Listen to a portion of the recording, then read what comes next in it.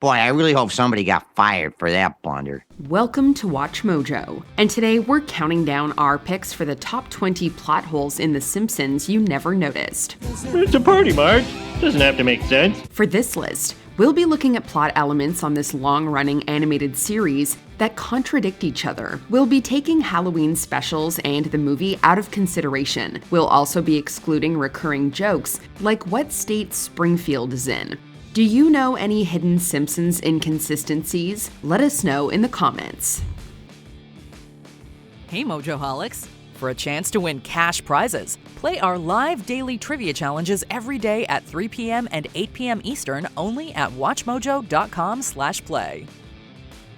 Number 20. Ned Flanders Age. In the episode Viva Ned Flanders, it's revealed that the Simpsons' pious neighbor is actually 60 years old, owing his good aging to taking care of himself. I just follow the 3 C's: clean living, chewing thoroughly, and a daily dose of vitamin church. But this revelation doesn't line up with his backstory. As we saw in previous episodes, Ned was raised by beatnik parents, meaning he would have been a child somewhere between the 1950s and early 1960s, which doesn't align with him being 60 years old. Whoopsie doodle.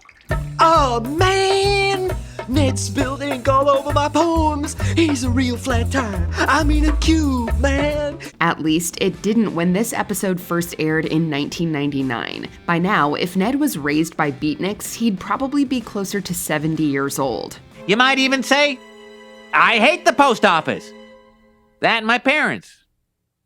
Lousy beatniks. Number 19. When the nuclear plant opened. Homer's workplace of the Springfield nuclear power plant is one of the most important aspects of the show, driving the plot of many classic episodes.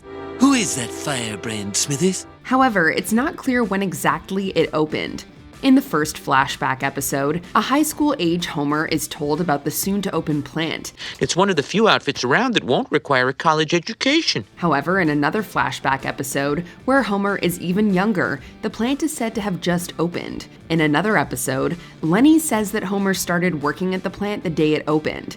And no, we don't think he was working there as a child. I didn't even know what a nuclear panner plant was. Number 18. Lisa's first crush. At the end of the episode, Dude, Where's My Ranch?, Lisa laments that her friendship with cowhand Luke Stetson has come to a heartbreaking end. You got a lot of chutzpah, missy. She also refers to him as her first crush. But by the time this episode first aired in 2003, Lisa had had numerous crushes. There was an entire episode focused on her strange affection for jerk Nelson Muntz. Are you wearing a wire? I don't know why I like you, I just do. Other crushes include an older boy who works at the library and teen idol Corey. Here are some words that rhyme with Corey. Glory, story, allegory, Montessori. Maybe this crush was so intense she ignored all the previous ones, or maybe she just forgot. Number 17. Fat Tony's real name.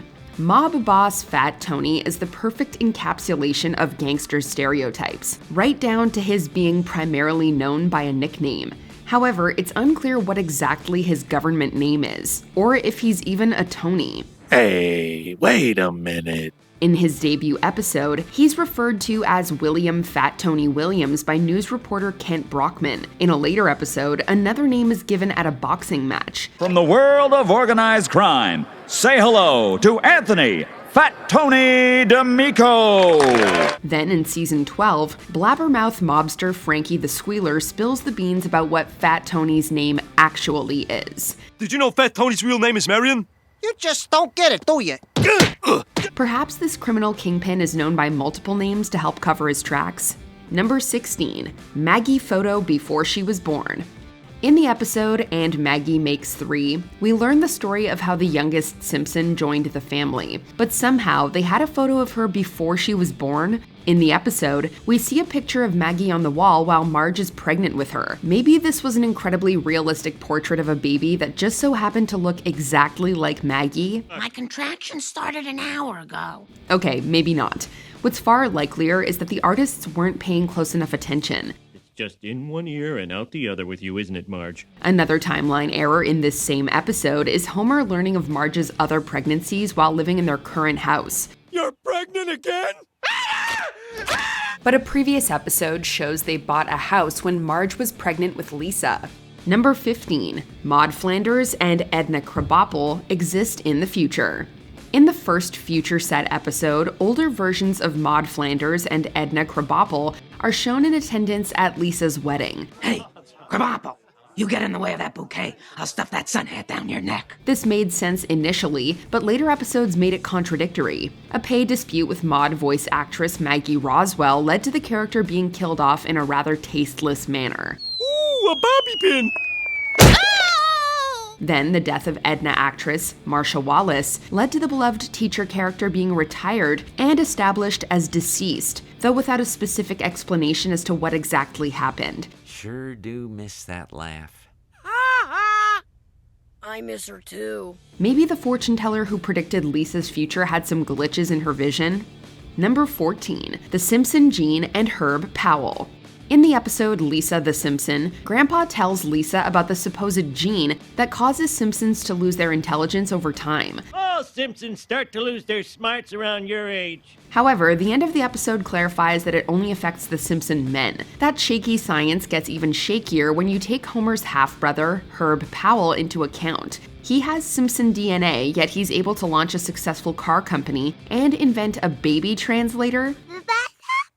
Lavish attention on me and entertain me. Is it having a different last name that made the difference? Or is Grandpa Simpson just not a particularly reliable source for information, scientific or otherwise? Simpson gene, that's just foolishness. No, boldness too. Number 13. Santa's Little Helper's premature appearance. In the first aired episode of The Simpsons, the family adopts former racing greyhound Santa's Little Helper. What's his name? Number 8. I mean, Santa's Little Helper. But a flashback episode has him showing up years before. While Homer is away on tour with the B Sharps, a makeshift dad is made for younger versions of Bart and Lisa to disastrous results. Hi, kids. I love you.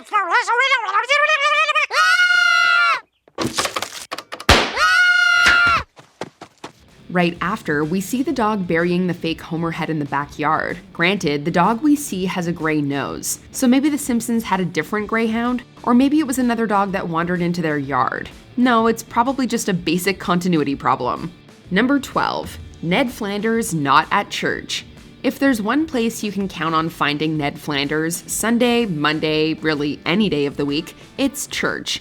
Knock that off, you two. It's time for church. In the episode Homer the Heretic, Homer quits going to church and accidentally starts a house fire from which Ned rescues him.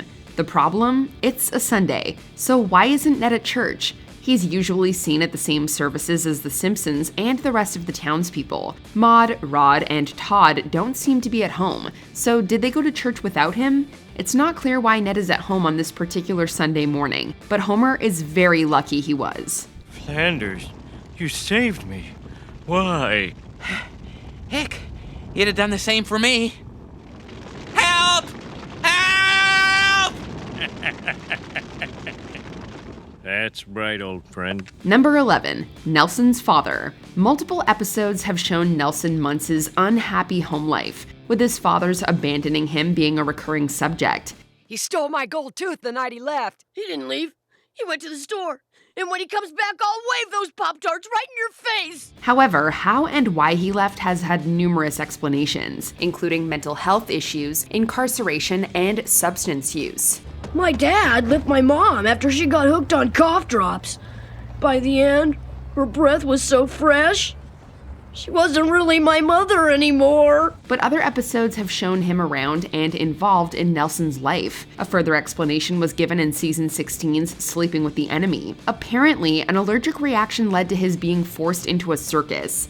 Either way, father and son were reunited, and we hope they were able to enjoy as much quality time as possible, plot holes or not. Number 10. Statewide Bans. It's no secret that The Simpsons cause more than just a little trouble wherever they go. Look out for what? The giant gator. The giant.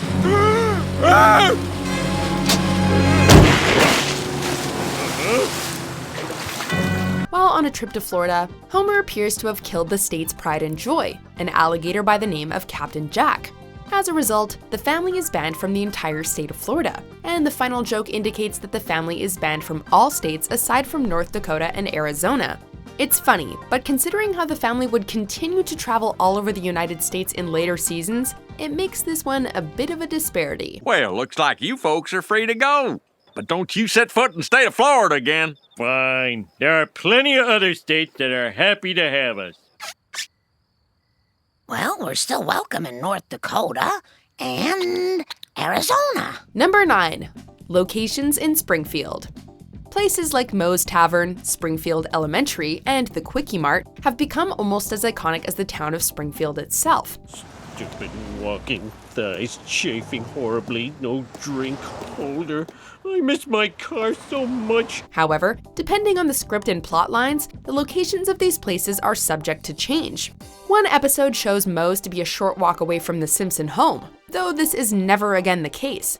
Another episode shows the power plant infecting fish in a nearby river, which we also never see again. While the opening credits gave us a brief tour of Springfield, the layout we see doesn't seem to hold up in the show. Hi, Dad. Number 8. The Simpsons Computer. When Homer misses out on a day off from work due to his lack of an email address, he was quick to fix the problem by getting the family a computer. This is the best computer in the world and always will be, right? He's completely hopeless with it, of course.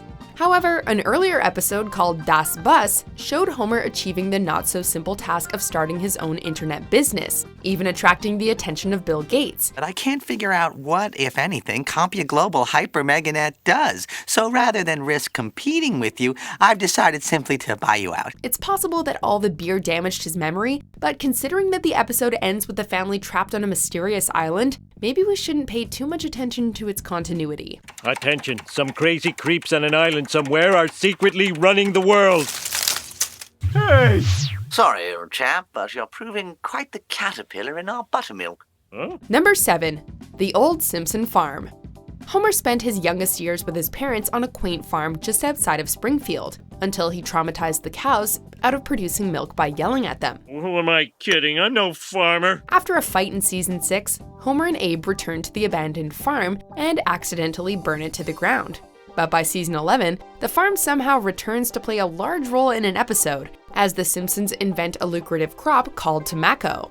Obviously, for this to work out by the show's admittedly loose chronological logic, the farm would have needed to be rebuilt, or never burned down in the first place. What a dump! Number 6. Barts Allergies. A major plot point in the episode, Please Homer, Don't Hammer Him, is Skinner using Bart's shrimp allergy against him. Simpson, you've been waving your nuts in my face for too long. Eat shrimp and die! No, I'm allergic! It was an odd choice to make shrimp his weakness, since several seasons earlier, he had bragged about devouring the shellfish. I had so much shrimp. Strangely, this isn't his only inconsistent food allergy. In season 2, Marge mentions that Bart is allergic to butterscotch, despite the fact that he's never shown restraint around candy. Allergies. Butterscotch and imitation butterscotch. Marge would even mention several seasons later that his favorite dish is butterscotch chicken. Still, any excuse to stage a battle to Duel of the Fates, right? Only 3 cavities, Bart. Your best checkup ever. I'm going to make you my specialty. Butterscotch chicken. Number 5. The whereabouts of Dr. Marvin Monroe. Several Springfield residents have passed away throughout the series. Which popular Simpsons characters have died in the past year? If you said Bleeding Gums Murphy and Dr. Marvin Monroe, you are wrong. They were never popular. However, though many believed therapist Marvin Monroe to be dead, the show has indicated he may not be. Season 7 appeared to confirm his death twice, with a trivia question and a memorial hospital named after him, while a season 11 episode clearly showed his tombstone. Attentional units, Homer Simpson has been sighted. Proceeded once to Marvin Monroe Memorial Hospital. But after not appearing on the show for several seasons, Monroe returns to buy Marge's romance novel, where he explains that he had apparently just been very sick. The show would later poke fun at this plot hole by hinting that he even wrote a book about it. I love this book, Marge. Very psychological. Dr. Marvin Monroe? I haven't seen you in years. Oh, I've been very sick. Number 4. Marge's fear of flying. Homer, I've never told you this before, but I'm not a good flyer. I have to get off the plane. Let me off the plane. The Simpsons have had adventures all over the world, from Australia to Itchy and Scratchy Land. That's what makes this season 6 episode, which focuses on Marge's fear of flying, so odd. It would be one thing if it was a mild fear, but we discovered that it's a deep-seated fear stemming from childhood trauma, which isn't really fixed by the episode's end. Daddy? Daddy, where are you, Daddy? So, who wants pre-flight cookie? Fig Newtons? Hydrox? Daddy? Don't look at me! Additionally, a season 3 episode featured the family flying to Washington, D.C., during which her fear was never brought up. Though it's one of the best Marge-centric episodes, there's a laundry list of other episodes this one contradicts. That's just the engine powering up. That's just the engine struggling. That's just a carp swimming around your ankles. Number 3. Why did Homer lose his hair? The cause of Homer's hair loss has been a subject of debate since the show's earliest seasons. Baldness is hereditary! In the second season, Homer yells at Bart that losing hair is hereditary, the explanation that makes the most sense. However, in season 5, it's indicated that a medical experiment had the unintended side effect of hair loss. Mr. Simpson, you do realize this may result in hair loss, giddiness, and the loss of equilibrium. Yeah. Just give me the syrup. To further complicate the matter, a season 6 flashback shows a stressed Homer ripping more of his hair out every time Marge announces a pregnancy. In other episodes, it's been assumed that it was due to radiation from the power plant. Maybe it's a combination of each? You're pregnant! Number 2. The Simpsons' address. It's widely known that the Simpsons live on Evergreen Terrace. Where exactly on Evergreen Terrace, however, is a subject of debate. Evergreen Terrace? That's our address. Most fans agree that 742 Evergreen Terrace is the address, though several other numbers have been thrown around, including 94, 555, 723, 1094, and once even 430 Spalding Way. My name is Jimbo Jones and I live at 1094 Evergreen Terrace. Even more confusingly, 742 Evergreen Terrace has also been shown to be a different house entirely in Homer's triple bypass. Isn't this 742 Evergreen Terrace? No, that's next door.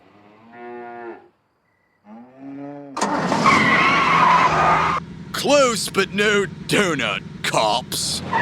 We've already mentioned that locations in Springfield rarely stay in the same place, but in the case of the most important one in the show, it seems like a major oversight. Before we continue, be sure to subscribe to our channel and ring the bell to get notified about our latest videos. You have the option to be notified for occasional videos or all of them. If you're on your phone, make sure you go into your settings and switch on notifications. Number 1.